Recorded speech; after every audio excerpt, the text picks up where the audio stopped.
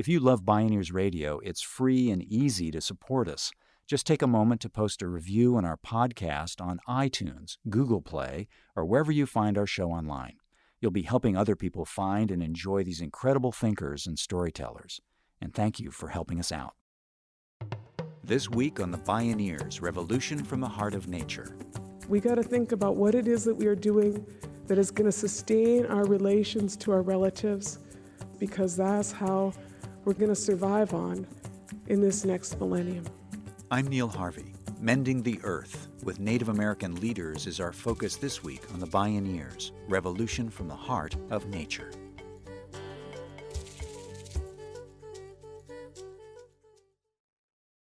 Support for The Bioneers, Revolution from the Heart of Nature is provided in part by Organic Valley Family of Farms and Mary's Gone Crackers.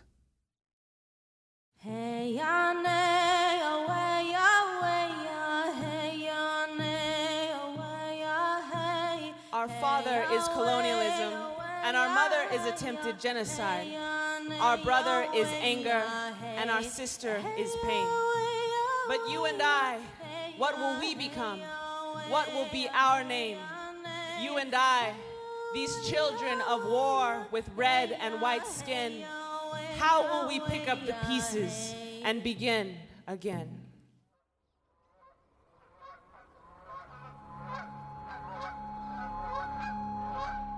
How me dakiapi. Hello, all my relations. Yat the Bethlejini in Ashley. Dakota Oyate Bashi Shachi. Tom Goldtooth Himakia Pido. Dakota Chaje Matro Awaya Kapi Miyedo. In our native way, my name is The Bears Look Over Me. I have relatives, I have friends who are the long claws, the grizzly bear. And they give me some of an authority to talk about nature.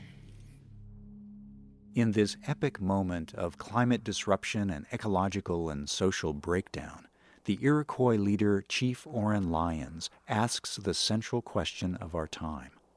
How do you teach 7 billion people to respect their relationship that they have with the earth? Soon, now. Restoring the shredded fabric of those relations has moved from urgency to emergency. Indigenous peoples know, as Dr. Martin Luther King Jr. said, we may have all come in different ships, but we're in the same boat now. As the world's old-growth cultures, Indigenous peoples are rising up worldwide with a clarion call to protect the sacred earth and conserve the living treasure of Indigenous earth-honoring wisdom and biocultural diversity. In this program, Indigenous leaders Dakota-Dine Tom Goldtooth, Anishnabe Winona LaDuke, Aleut Ilarion Merculief, and the White Buffalo Soldiers, Lila June Johnston Dine and Desiree Harp Mishiwal Wapo Dine, invoke a new paradigm that begins with a change of heart. This is Mending the Earth, one team and everybody wins. My name is Neil Harvey. I'll be your host. Welcome to the Bioneers, Revolution from the Heart of Nature.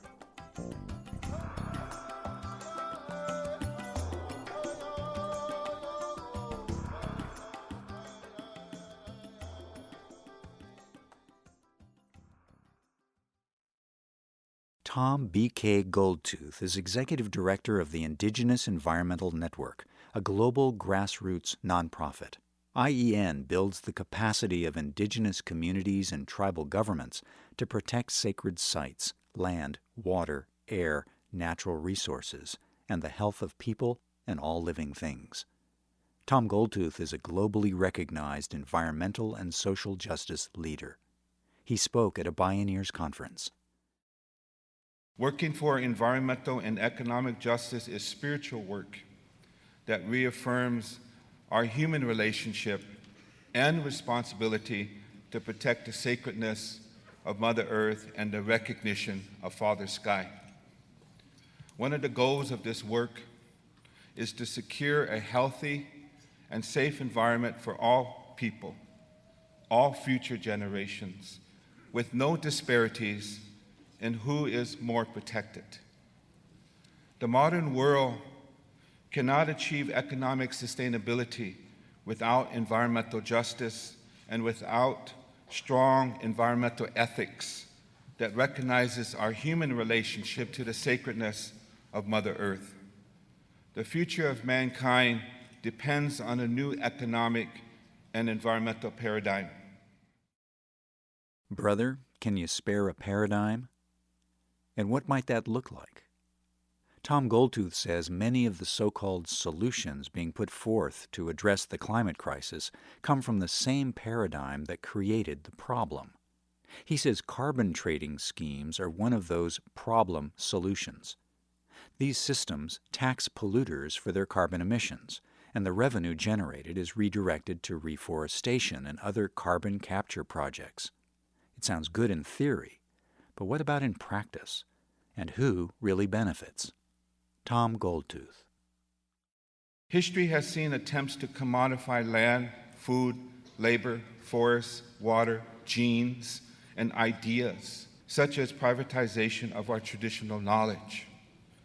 Carbon trading follows in the footsteps of this history and turns the sacredness of our Mother Earth's carbon cycling capacity into property to be bought or sold in a global market.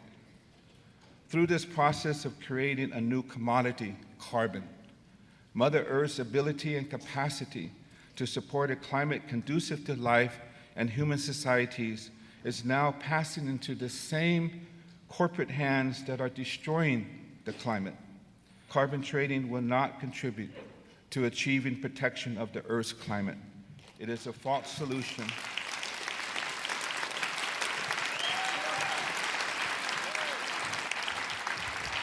It is a false solution that entrenches and magnifies social inequalities in many ways. It is a violation of the sacred, plain and simple. Goldtooth says a fundamental transformation of our values is called for, an entirely different way of seeing our relationship with nature and each other. Mother Earth is the source of life, which needs to be protected, not a resource to be exploited and commodified as natural capital. Herman Daly, the father of ecological economics, I was told, once said, "There is something fundamentally wrong in treating the earth as if it were a business in liquidation." Long-term solutions require turning away from prevailing paradigms and ideologies centered on pursuing economic growth, corporate profits, and personal wealth accumulation as primary engines of social well-being. The transitions will inevitably be toward societies that can equitably adjust to reduced levels of production and consumption, and increasingly localized systems of economic organization that recognize and honor and are bounded by the limits of nature, that recognize the Universal Declaration on the Rights of Mother Earth.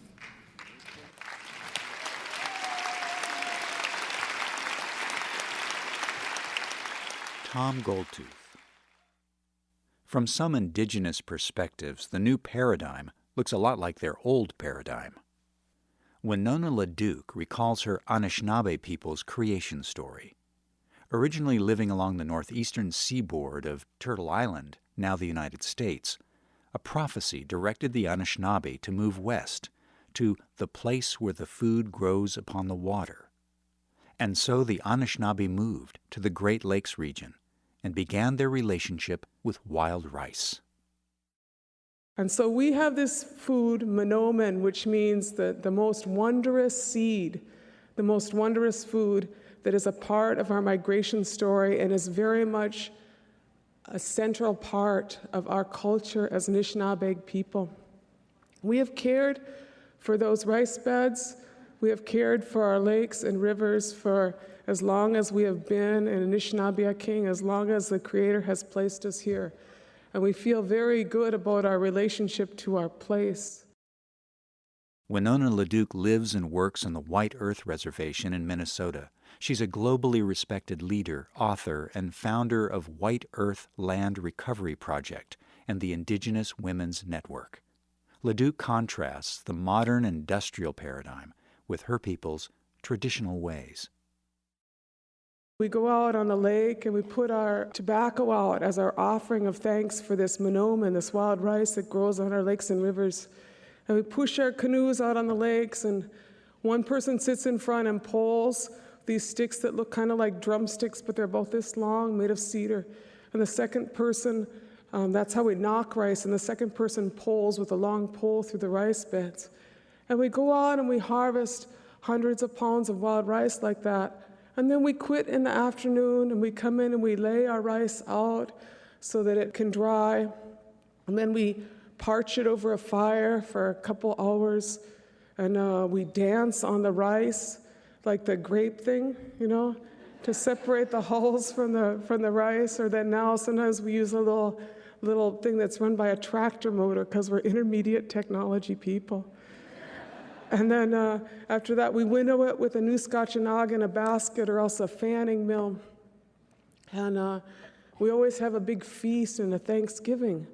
And that is how our wild rice harvest is a very significant part of our culture and our community. And these anthropologists witnessed us, and what they noted is that we quit harvesting partway through the day, and then we danced and celebrated our rice harvest. And they were very upset with this and basically said, we were never going to become fully civilized people because we didn't work the way they wanted us to work. And so it took them about 40 years to figure out how to botch it up, but that's what they did. They figured out how to grow rice in rice paddies in northern Minnesota using chemicals and fertilizers, and then draining it and harvesting it with a combine and calling that progress. Then in the year 2000, the University of Minnesota cracked the DNA sequence for wild rice. The Anishinaabe now face the added threat of how genetic engineering and genetic contamination could destroy their sacred food and lifeways. How do you explain genetic engineering to an Ojibwe speaker? You let me know. That was my job. I explain this the best I can, and this one man says, one of our chiefs, who says, who said they could do that? Did Gitche Manitou say they could do that? Who gave them permission? And that is the ethical question, isn't it? Ethics. Winona LaDuke highlights the clash of values and worldviews, of paradigms, that's raising the stakes on the choices civilization faces today. My father passed away about 15 years ago. But he used to say, and I don't know if I ever really got it until about a year ago, he used to say, I don't want to hear your philosophy unless it grows corn. Isn't that an interesting thing? And it took me this long to figure out what he was talking about. We are all in the richest and most powerful country of the world, and we were all products and colonized by the petroleum era. We have a lot of things that we think about and do that have nothing related to our sustainability and recovering these relationships with our relatives. And so, you are all a really smart and in touch, decolonizing, I'm praying on that one, bunch of people out here. And, my dad was right. My dad was right. We got to think about what it is that we are doing that is going to sustain our relations to our relatives, whether they have wings or whether they have fins or whether they have roots, because that's how we're going to make a path that we're going to survive on in this next millennium. Winona LaDuke. The way we see the world creates the world. If a new way of seeing is needed, what might that look like?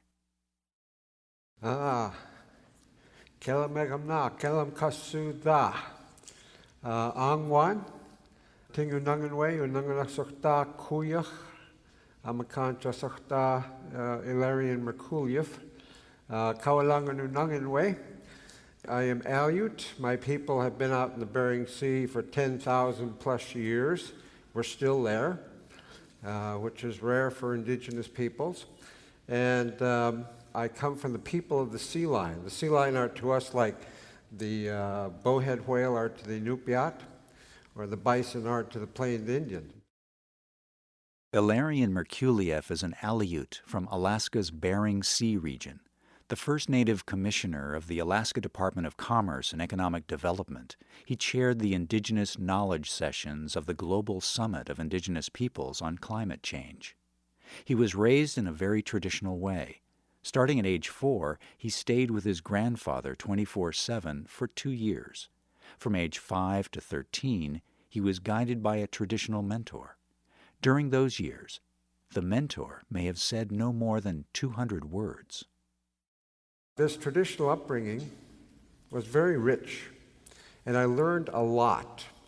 I learned how to be present in the moment, how not to think, be in words, how to use the entire intelligence of the human being, the gut feel, the 5 senses, the intuition, the heart sense, and operate from there. And it's a very powerful place. And most of you probably have never experienced it. And I would like for you to experience it because it is going to be necessary during this time. This society says that the intelligence is in the head, but no. The intelligence of the whole human being, the real human being, is the entire makeup of the human being. And it can operate without thought. The Yupik elders, the southern Eskimo in Alaska, call this the reverse society, or the inside-out society, where we reversed all the laws for living. You know, the heart used to tell the mind what to do.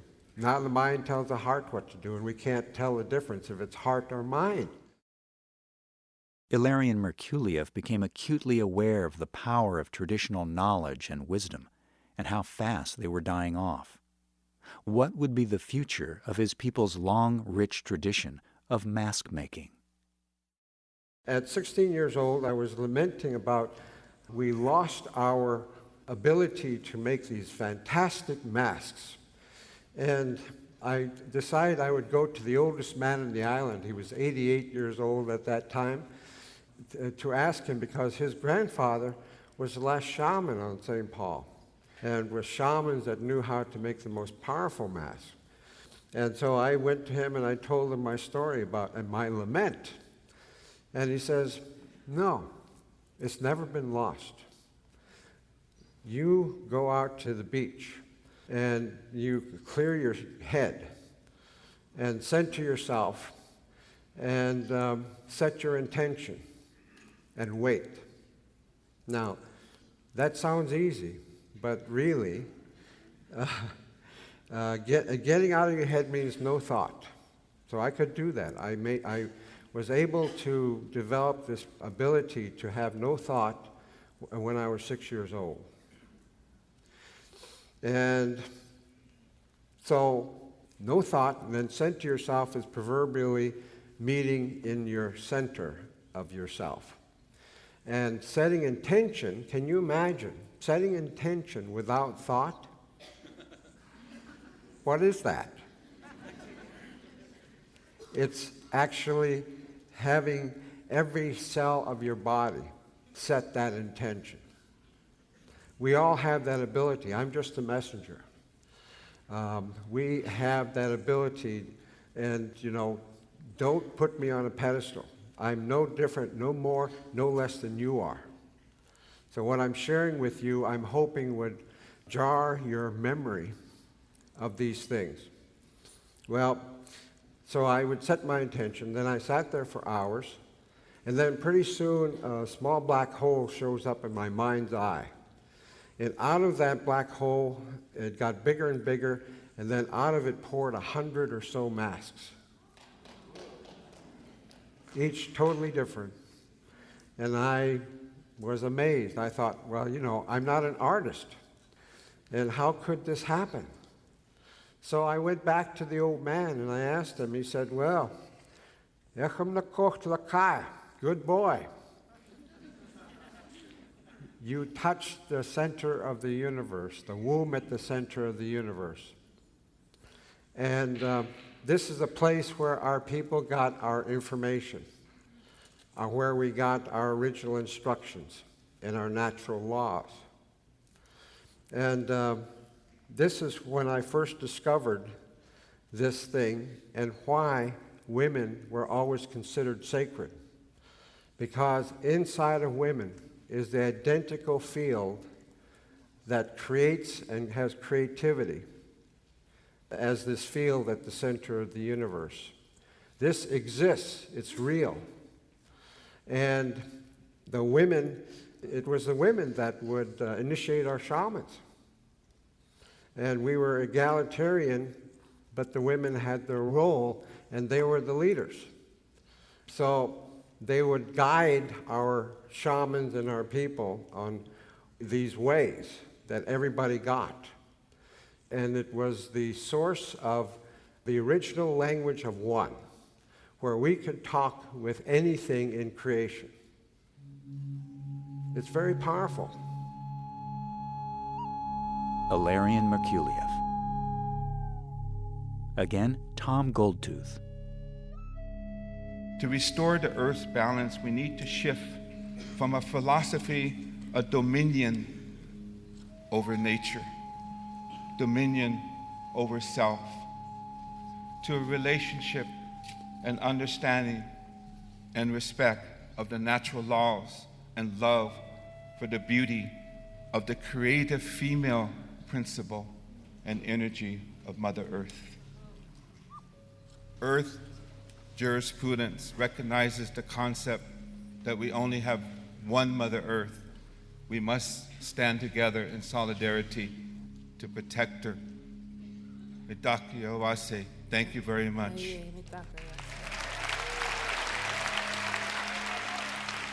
Red, black, white, and yellow, step into the hoop as one. Begin again in peace and beauty. Mend the earth and what we've done. Hey, When I close my eyes, I see all of the races braided together, braided to the earth, braided like harmonies and frequencies of a common song. The ancestors of humanity were once divided, but when I close my eyes, I see us united. Many hands of many colors touching the earth and building a common dream. We are here to invent a new sport where everybody wins and there is only one team. red, black, white, and yellow, step into the hoop as one. Begin again in peace and beauty. Mend the earth and what we've done. This is the reconciliation of bloodlines, skin tones, and histories. Only by when forgiving one another and acknowledging the atrocities, honoring the womb, and living out the prophecies, can we begin to heal our relationship with this sacred Turtle Island. Creator, help us to walk forward in beauty together as one. Creator, make us to walk forward in beauty together as one. Creator, help us to walk forward in beauty together as one. Creator, help us to walk forward in beauty together as one. Takue Oyasi. Lila June Johnston and Desiree Harp, the White Buffalo Soldiers. They joined Tom Goldtooth, Winona LaDuke, and Ilarion Merculief, offering a very old paradigm that may just be the new paradigm. Mending the Earth, one team, and everybody wins.